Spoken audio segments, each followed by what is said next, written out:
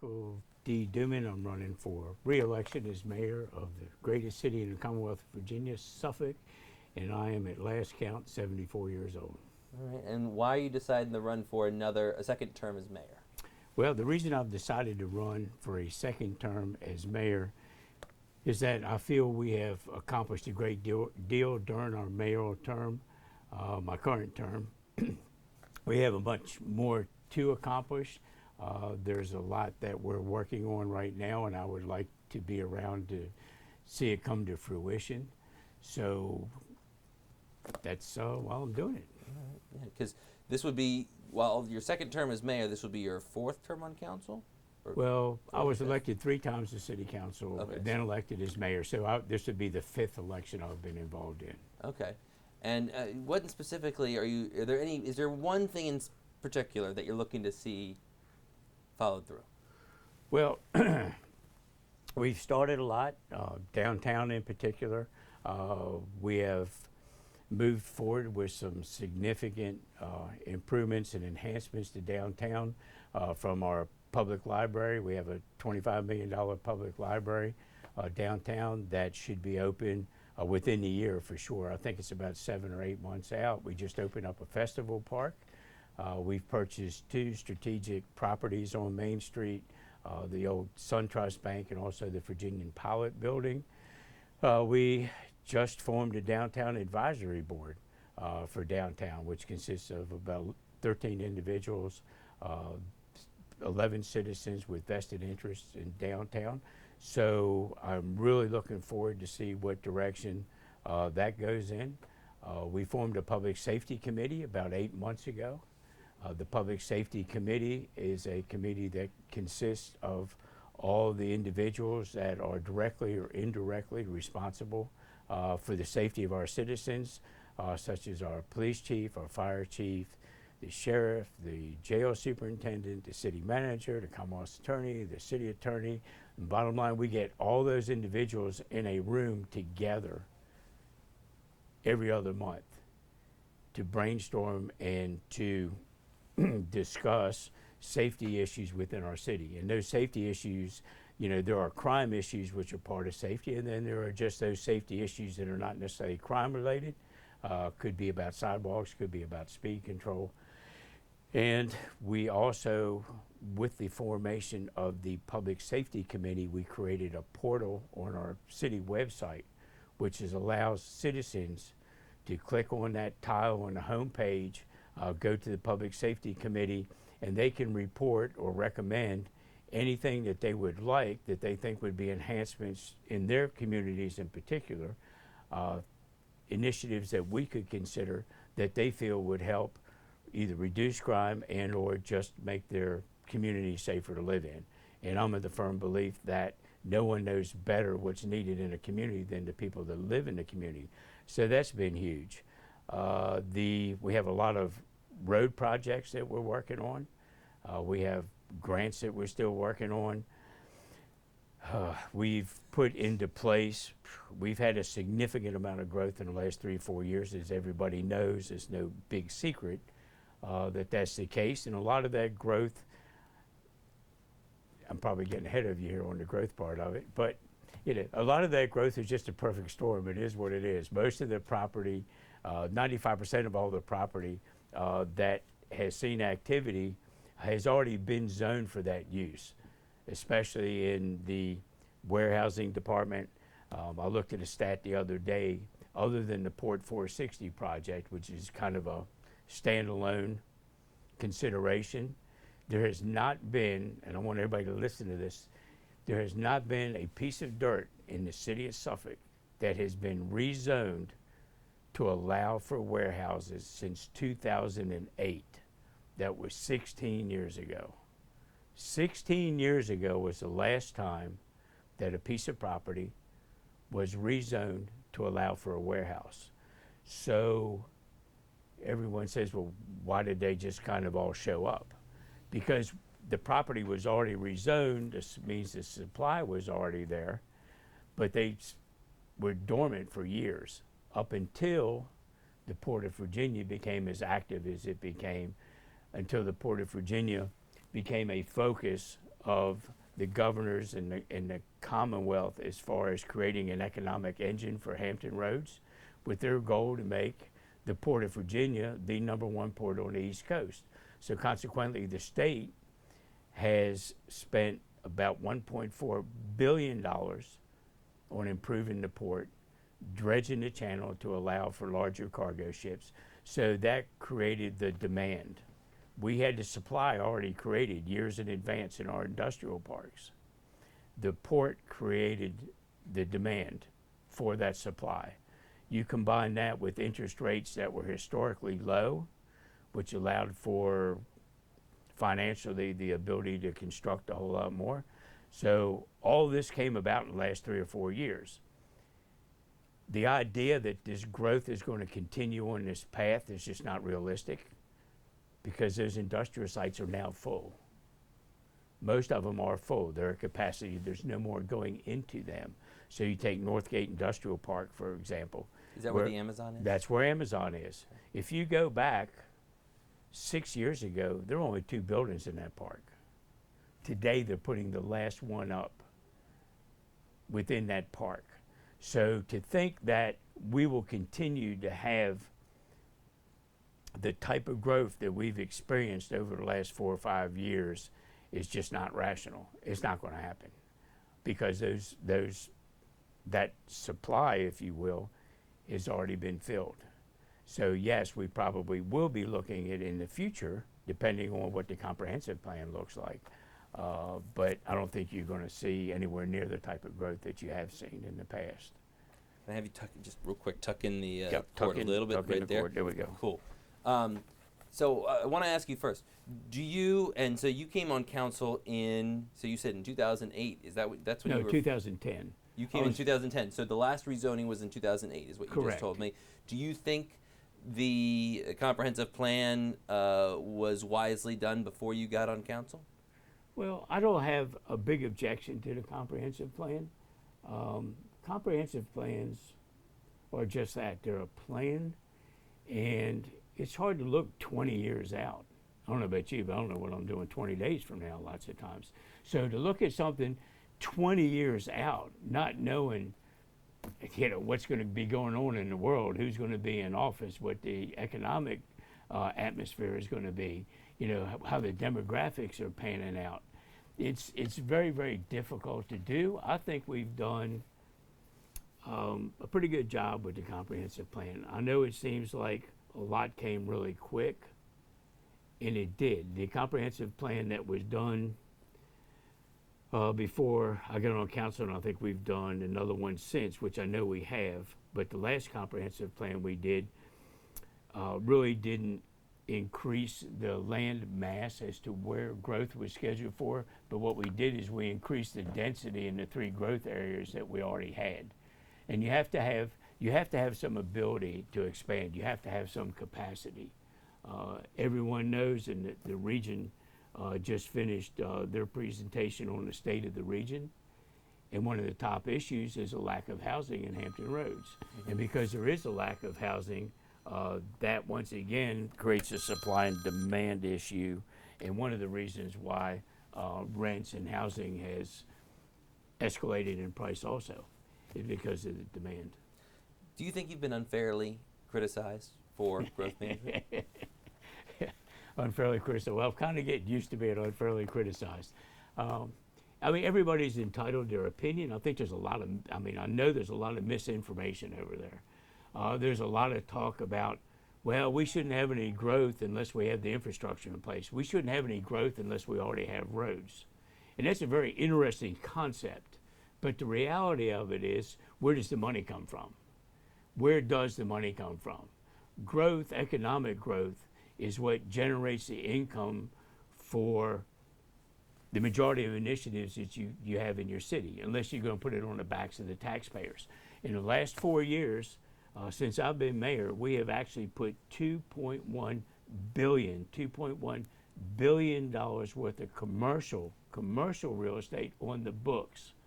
That generates about $22 million in annual revenue that can go into the city's coffers for all these initiatives everybody wants. People don't understand that funding for roads primarily comes from the state and federal. Well, most of it comes from the state, some from federal, and really very little locally. We have to depend on state funding for roads.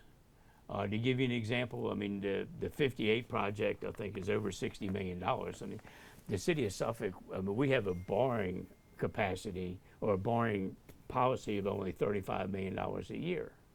That's all we can borrow to stay within our fiscal policies, which is one of the things that is going to maintain our AAA bond ratings, which we're one of the few cities in the Commonwealth of Virginia with AAA bond ratings from Fitch, Moody's, and Standard & Poor. And we have had that for the last 4 years. And that saves our citizens a ton in debt service so we can get better interest rates. But back to the roads, it's an interesting concept, but it's just not possible because state funding is based, the majority of state funding is based on what's called smart scale. I don't know if everybody's heard of smart scale funding. The Hampton Roads Transportation Planning Organization and also Suffolk in particular, we also have it in our legislative agenda to revisit the formula that is used for smart scale to determine what localities receive state funding for what projects, because about 45% of that formula is based on congestion. I had one of my opponents the other night, I was listening to a Facebook, and he said, the mayor said we have to have congestion. Well, the mayor didn't say we have to have congestion. My mayor said, what I said was, it is difficult to acquire state funding without having congestion. So you're kind of chasing your tail a little bit. Now, an exception to that will be the Port 460 project and the Route 460 improvement.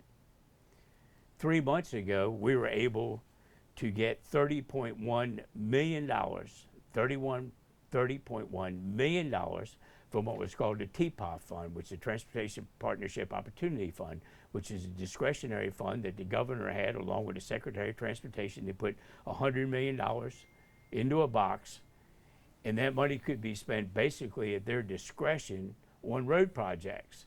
But that fund was based on something different. It didn't have to do with congestion.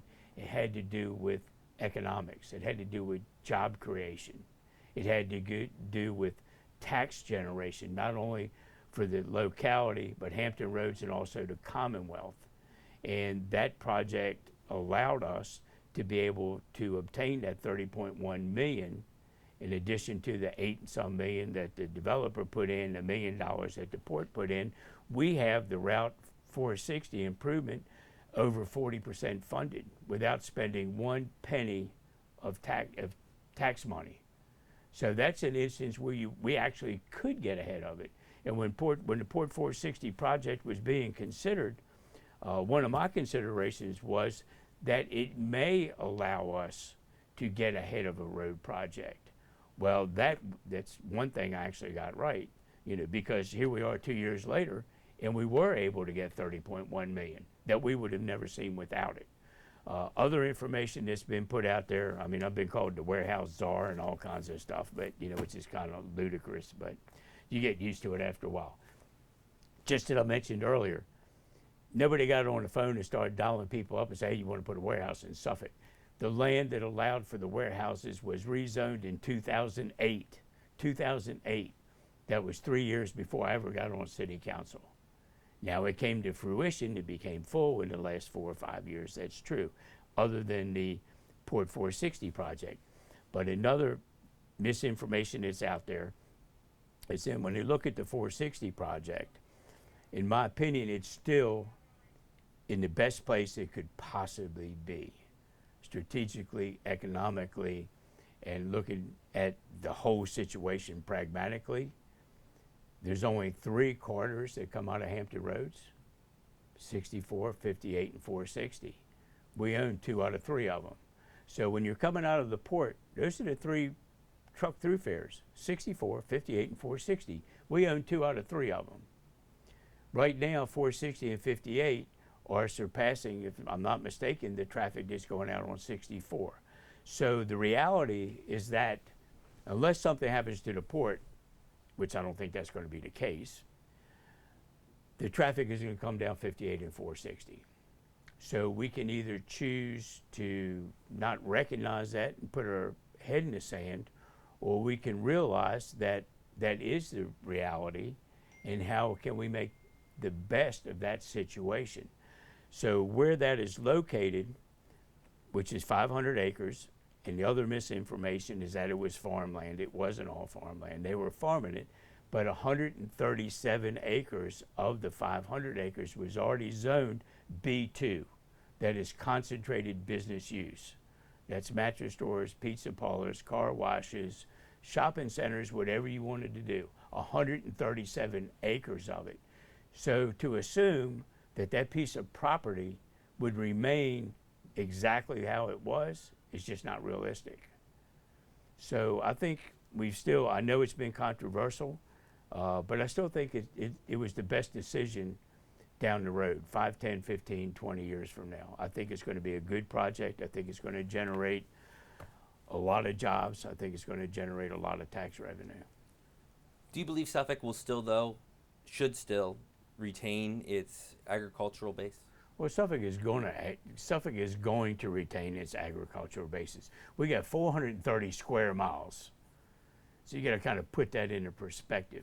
Right now, and I know I'm going to hear that not all of it is usable, and it's the same way with some of the other zoning, but there's 159,000 acres of agriculturally zoned property. Suffolk will never lose its character as far as the rural community is concerned.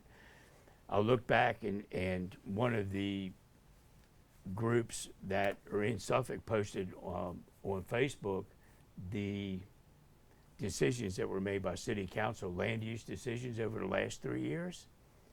And I didn't think anything of it till I started reading them, and I realized there was only one case in 3 years where a piece of agriculturally zoned land was zoned to something else, and it was 81 acres. That's it. That's it. Now there is discussion about solar farms. Should a farmer who has land be able to have a solar farm on their property at the same time?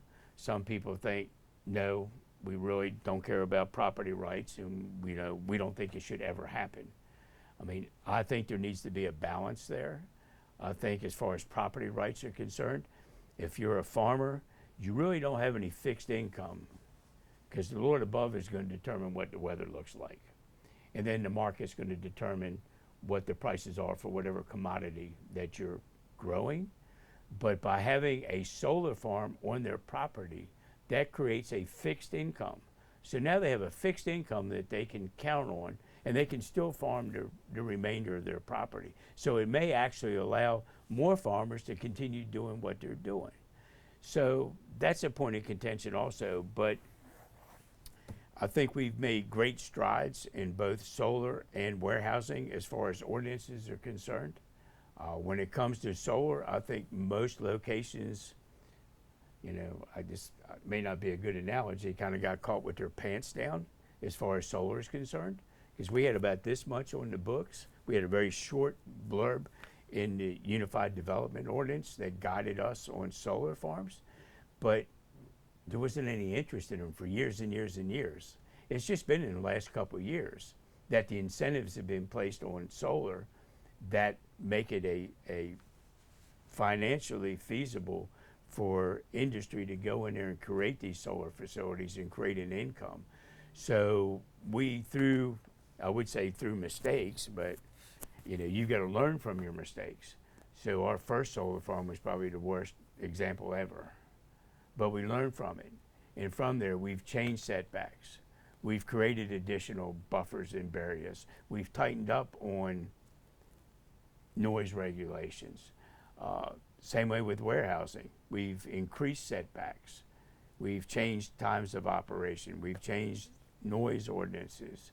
Do you believe there needs to be a cap on the solar farms, or is that something that's already been decided? We have a cap on solar farms. Okay, we do, okay. Yeah, the city of Suffolk capped, we passed a 1% of agricultural land, not 1% of the 430 square acres, but 1% of the 159,000 acres for solar farms, so about 1,600 acres. And once that's done, it's done. Unless it changes, once that's done, it's done. Right now, we've only got, my understanding is 400 and some acres is solar. So 400 and some acres out of 159,000, I don't think we're going overboard with the solar.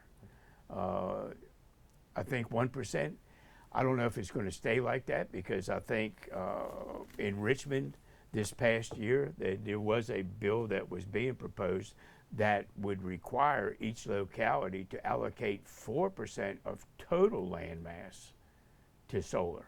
Now, that didn't go anywhere, but there's a good chance it could. So if you put that into perspective, that would increase tenfold what we're willing to allow now. I know you and I could go on for all day. Is there anything, I know, but you got to go. So is there anything else you'd like to add that, just your vision for the next 4 years?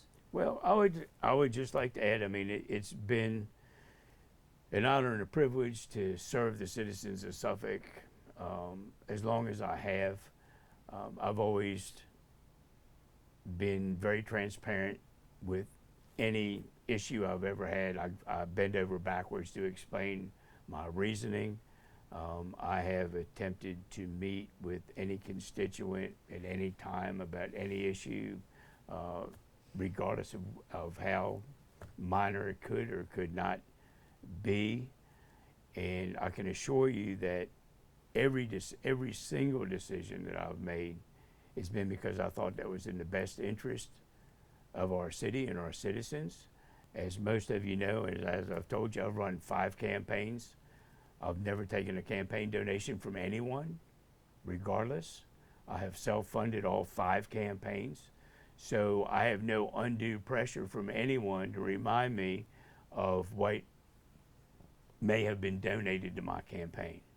So it's very important to me that our citizens understand that my only goal is to do what I think is best for all our citizens. We have over 100,000 citizens now in a very, very diverse city, as diverse as you can possibly get. And I'm not speaking racially, but geographically, economically, way of life, if you will, which is one of the great things about Suffolk. We can offer whatever lifestyle that you want. If you want to live out in the rural area and have 10 acres and chickens and goats and lions and tigers and bears, you can do that. You can live downtown. If you like to be part of a downtown rebuilding, you can go to Harbor View and look at the new side, be within walking distance of all the amenities that you can think of. And then we just have our regular traditional neighborhoods. So it's very, very hard to please everyone about every decision, because everybody's got their own opinion on where they are. The folks that live out here would never want to live where the other folks are on the other side of town, and vice versa. So my vision is to continue a lot of the things that we have done. We need to be particularly aware of our growth. We are in a very enviable position in that I feel like the city of Suffolk is the destination of choice for a lot of people. When you look at the growth, when you look at the demographics, we've got a lot of people that want to live here. We've got a lot of people who want to work here. We've got a lot of people that want to do business here. And there's a reason for it. And we just need to the best of our ability, to manage that growth. But we also have to be realistic and pragmatic in understanding that there are constraints, that things are not easy as they're perceived. You can't put a bunch of people in a room, as I've heard, and we're going to see what everybody wants and we're going to make it happen. That doesn't really work.